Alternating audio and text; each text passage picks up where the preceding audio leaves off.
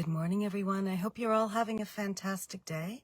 Just wanted to pop on really quickly and talk about sacred sexuality and body positivity and how important it is for us to truly love ourselves and to embrace the body that we have in order to really, really enjoy all the pleasure that we can get from being in this body, right? When you think about your body as a conduit for energy and pleasure, then it makes sense that if in our head we're just constantly bashing ourselves and putting ourselves down and nothing is ever right about our body and we're feeling uncomfortable in our own skin, it's going to be really, really hard to really tap into that sacred sexuality and that energy that we possess within us. Because, you know, the energy is going to flow and then it's going to get to a certain point where it's just going to stop and it's going to be sort of squashed and pushed down by all the negativity.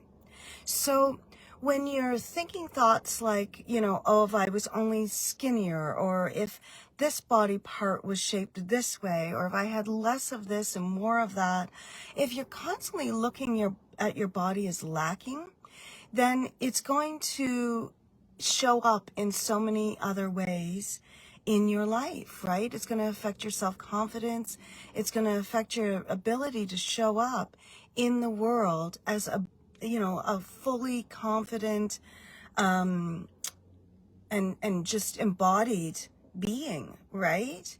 And so when we think about our bodies as being made for pleasure, then it seems counterintuitive to have all of these negative thoughts about this body that we have. And yet, for a lot of different reasons, that's how, so many people feel about their own skin, about their own body. And, I think it holds people back from really enjoying the relationships that they're in, the connections that they have with other people, their connection to themselves and to whatever that means for them, right? So if you're constantly feeling like your body isn't right for pleasure, it isn't made to be enjoyed, you're not likely going to enjoy it. You're not going to allow yourself those pleasures, right? So you're really hurting yourself even more than maybe what you realized just by having these negative thoughts about yourself. So how do we get away from those thoughts and move towards more positivity? I talk about self-love a lot, and it's not just these words that I say. It's not just, these few things that, you might do. Like I talk about self-care. Self-care and self-love aren't always the same thing, right? Because we can care for ourselves and still have a loathing for different parts of us that we really would like to change, right? We can still go to the dentist and take care of our dental hygiene. We can go to the doctor and keep up on, physical things and still have this feeling of loathing and dislike for our own physical bodies. And so that's going to pervade, all areas of our lives in big ways and in small ways that we don't even recognize. So how do we break free from that? For me and for all of my clients that I see, really getting to the root of why we feel that way about our bodies, really understanding where those thoughts and beliefs came from, and then recognizing through that work that those beliefs and thoughts often didn't even originate within us, right? They were usually external forces, other people telling us how to feel about ourselves.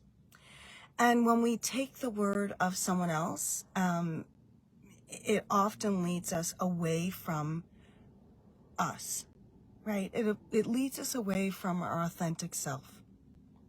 In order to fit in order to feel accepted, we'll often negate and ignore the belief and knowledge that we are perfect just the way we are, that we're lovable, and that we're made for enjoyment and for living life to the fullest. And so a lot of times our exploration will be to figure out, when did you stop loving yourself? When did you start having negative thoughts about yourself? And then what external forces were at play in the creation of those thought patterns, right? Because a lot of times there's like an aha moment where people realize, like, wow, that wasn't even me. I didn't think that about myself, but I started to believe it because someone else who I cared about or whose love I wanted told me that, and I took it to be true. And when people have that kind of, epiphany about their thought processes, it really provides a lot of clarity and healing going forward, because they recognize that, like, that's not me. That's not who I am. That's not what I really believe about myself. Because deep down, beneath all of that cultural and external thought processes that we were exposed to, before that, we were pure love. We were pure love and pure acceptance. We weren't born not loving ourselves, right? That happened along the way. And so we need to figure out why and how to get through that and integrate those parts of ourselves so that the parts of us that actually know that we are worthy of love can feel heard and can be the one that's most prominent in our life. So if you're thinking about yourself in negative ways, and if you're looking at your body and constantly putting yourself down, it's going to really impede your ability to enjoy your life fully.